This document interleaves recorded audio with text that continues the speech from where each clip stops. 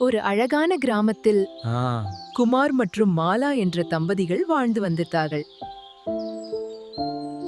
அவர்கள் ஏழ்மையாக இருந்தாலும் ஒரே சொத்து பாவன், ஒரு பசுமாடு. மாலா அந்த மாட்டை மிகவும் அன்பாக பார்த்து கொண்டாள். ஆனால் குமார் ம்,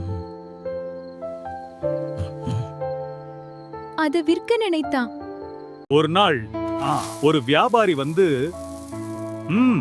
நல்ல விலை தருவதாக சொன்னான். குமார் சம்மதிக்க முயன்றான். ஆனால் மாலா இது நம்ம வாழ்க்கை என்று தடுத்தாள்.